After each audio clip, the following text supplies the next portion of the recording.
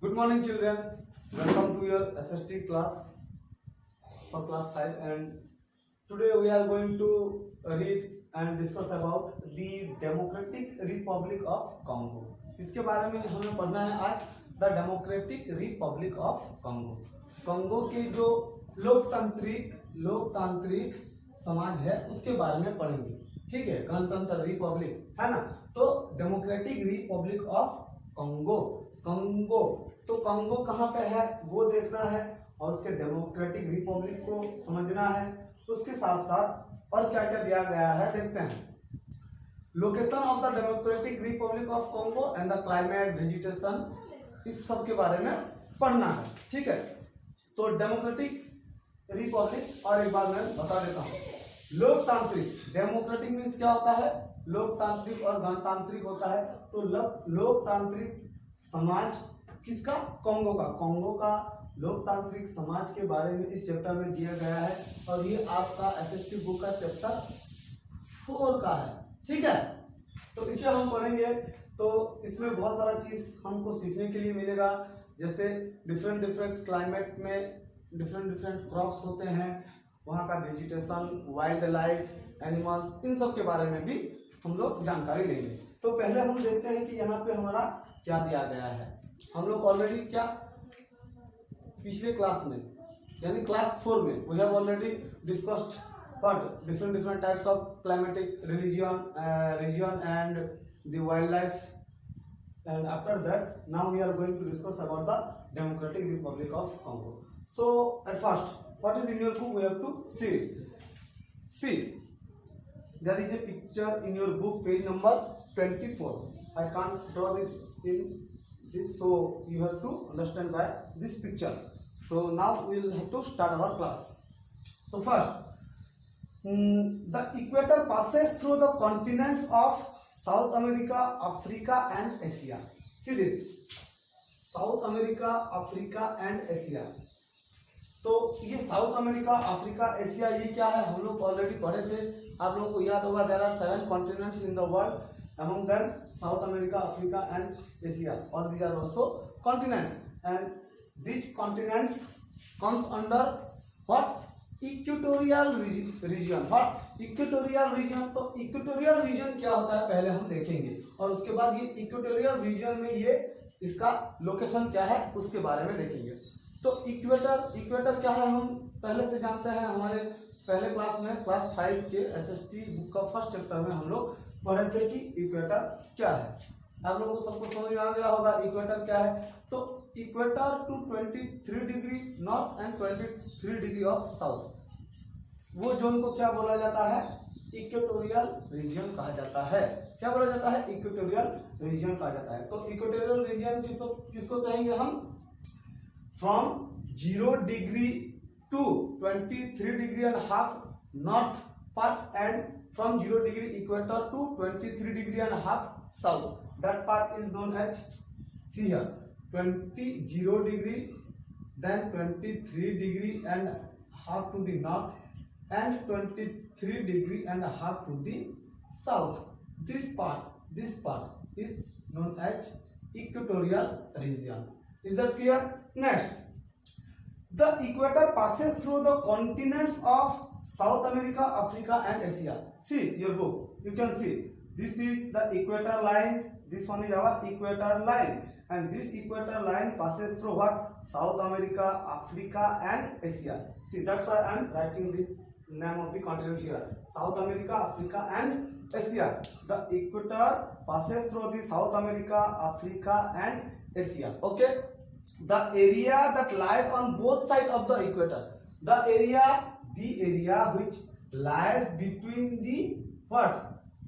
23 degree and half north to the 23 degree of south, this region is known as equatorial region. तो equatorial reason क्या है ये आपको बढ़िया से समझ में आ गया होगा कि equator to north, equator to south, 23 degree half, 23 degree half में नॉर्थ एंड साउथ में जो पार्ट रहता है इसे क्या कहा जाता है, इक्वेटोरियल रीजन कहा जाता है। Next, the area that lies on both sides of the equator is known as the equatorial region. The climate of the equatorial region is hot and wet all around the year. Okay, equatorial region में क्या होता है वो हम देखेंगे। So at first we have to know why it is hot and wet. तो equatorial region में बहुत ज़्यादा गर्मी रहता है, वहाँ का जितना भी क्लाइमेट रहता है, क्लाइमेट इक्वेटोरियल रीजन में क्या रहता है, हॉट रहता है, but the land is wet. Why?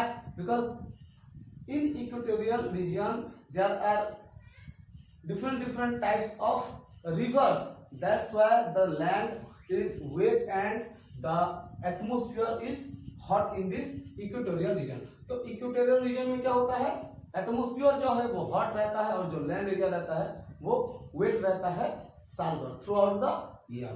Okay, now next what, the Democratic Republic of Congo lies in the equatorial region। तो डेमोक्रेटिक रिपब्लिक ऑफ कॉन्गो कहाँ पे है, इक्वेटोरियल रीजन में आता है। इक्वेटोरियल रीजन में हमारा डेमोक्रेटिक रिपब्लिक ऑफ कॉन्गो आता है। कैसे, यहाँ पे हम बुक में देखेंगे। If you see this picture you can easily understand this. Equatorial region, this one is equator. We are going to discuss about the Democratic Republic of Congo, and the Democratic Republic of Congo comes under Africa. Where? Africa, and you can see the equator passes through the Africa, the maximum part of the Africa, but the maximum part of the Africa is on north side, and the minimum and less part of the Africa is under the southern part. This one is our southern part and this one is our northern part. So Africa, maximum part of the Africa lies which part, in the northern part. Now next, what is the map below show the equatorial region of the world. So you can easily see this: South America, Africa and Asia, these three continents. Remember this: South America, Africa and Asia, these three continents comes under what, equatorial region. तो equatorial reason के अंदर क्या क्या आते हैं, south America, Africa and Asia. तो ये democratic Republic of Congo किस में आता है, अफ्रीका में आता है, अफ्रीका कॉन्टिनेंट में आता है। इसको याद रखना है बढ़िया से। The Democratic Republic of Congo comes under Africa continent. Is that clear? Next we are going to read about the location of the Democratic Republic of Congo. So the next part is climate and vegetation also. So the climate and vegetation of the what, African continent less or similar with the Kerala which is situated in our country. Kerala हमारे India में है ना, ये हमारा एक state है।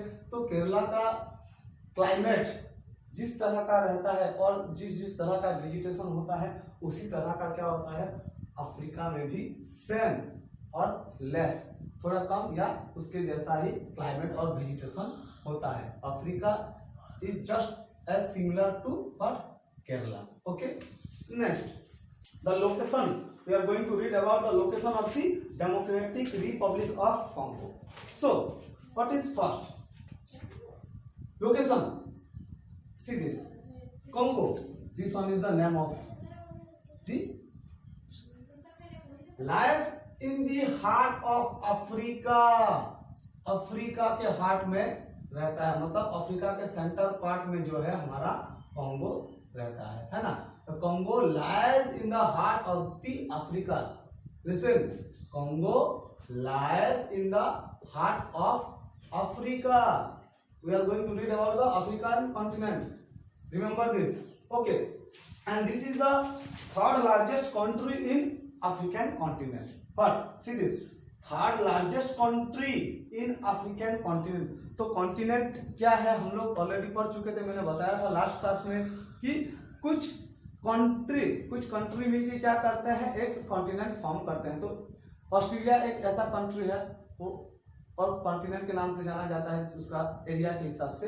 लेकिन हम अफ्रीका के बारे में पढ़ेंगे। तो ये हमारा अफ्रीका में भी बहुत सारे कंट्री हैं और अफ्रीका में जितने सारे कंट्री हैं उन कंट्री में से कॉन्गो एक जगह है और उसमें क्या होता है, वो third largest country in the African continent. And this country the Congo is the third largest country, what, the third largest country in African continent. तो अफ्रीकन कॉन्टिनेंट में कॉन्गो जो है वो थर्ड लार्जेस्ट country है.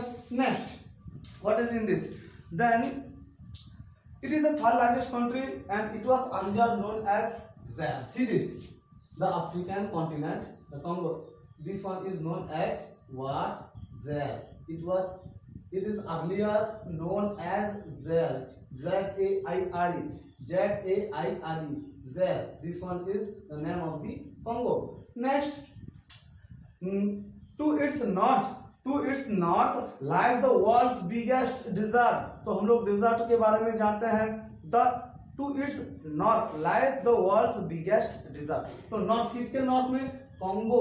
कंगो के north part में क्या है? कंगो के नॉर्थ पार्ट में बहुत सारा डिजर्ट्स हैं और उस डिजर्ट में से जैसे सहारा डिजर्ट हो गया और democratic Republic of Congo is surrounded by other African countries like what? See, तो हमने देखा कि यहाँ पे क्या है, सहारा डेजर्ट पाया जाता है. कहाँ पे? अफ्रीका कॉन्टिनेंट में हम सहारा डेजर्ट पाते हैं, वो भी नियर टू द कंगो. और अभी क्या देखेंगे हम कि कंगो को सराउंड करके कितने सारे कंट्री हैं. There are few countries which surrounded the Congo. Okay, next, African countries like Angola, Zambia, Tanzania, Burundi, Rwanda, Uganda, Sudan and Central African Republic. तो अभी मैंने जितने सारे भी नाम बताए ये सब क्या करते हैं? कंगो के चारों तरफ क्या surrounded to the Congo and all these are also the part of the Africa. तो कंगो के चारों तरफ Angola, Zambia, Tanzania, Burundi, Rwanda, Sudan, Central African, ये सब रहते हैं. तो अभी हम देखेंगे कि वहां पे और क्या सब है. तो पहले हमने देखा कि लैंड एरिया. तो लैंड एरिया में जितने सारे भी हैं कंगो को सराउंड करके इतना सारा लैंड एरिया है. उसके बाद उसमें और क्या है ना. तो हम यहाँ तक थे. The third largest country in African continent में तीसरा सबसे बड़ा देश है कंगो. तो अभी देखते हैं कंगो रिवर क्या है ना. There is a river in that country and that river is known as Congo River and it is the fifth largest river in the world. The fifth largest river.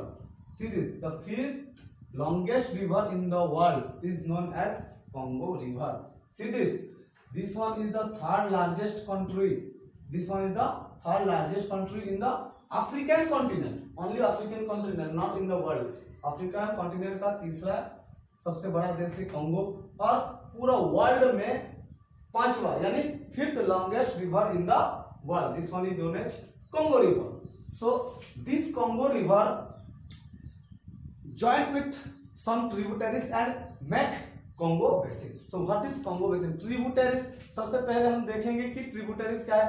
Tributaries किसे कहा जाता है? शाखा नदी, उपनदी जो है, जो नदियों से दूसरा नदी निकलते हैं उनको क्या बोला जाता है? ट्रिब्यूटरीज कहा जाता है. उसको शाखा नदी भी कहा जाता है. तो ये कंगो बेसिन किस तरह से फॉर्म होता है? Congo river joint with some tributaries and form Congo basin. तो ये कंगो नदी जो है, कंगो नदी का कुछ उपनदियों के साथ मिलता है और क्या करता है? कंगो बेसिन फॉर्म करता है. And this कंगो basin occupies 2/3 of the African continent. तो अफ्रीकन कॉन्टिनेंट का जो है वो क्या करता है? Occupies 2/3 of the country. तो ये कंगो जो है, कंगो का 2/3 यानी 3 में से 2 हिस्सा ये नदी ही क्या करता है? अपना जगह ले लेता है. Next, and the Democratic Republic, this river is joint and the Congo basin occupies 2/3. The equator passes through the northern part of the country. तो इस कंट्री का नॉर्दर्न पार्ट में क्या हुआ है? North to the Congo the equator is passes. The equator passes through the north part of the Congo. तो Congo के northern part में क्या हुआ है? इक्वेटर पास किया है. Next comes to this point, independent कब हुआ था Congo? Congo got independent on June 30, 1960. Remember this one is the independent day of what? Congo. Okay, independent on June 30, 1960. Next, we are going to see the area of the country. The area of the country is 23,44,885 square kilometre. Okay, तो ये हो गया उसका area, ये हो गया उसका क्या independent date. So the originally a Belgian colony, the Democratic Republic. The equator passes through the north part of the country. So you can see this. What the Democratic Republic of Congo में क्या क्या हमने पढ़ा है. Equatorial region, climate and vegetation, location of the country, which river forms Congo basin, then independent and the area. This is for you, and tomorrow or in your next class we will discuss about the climate and vegetation. Okay.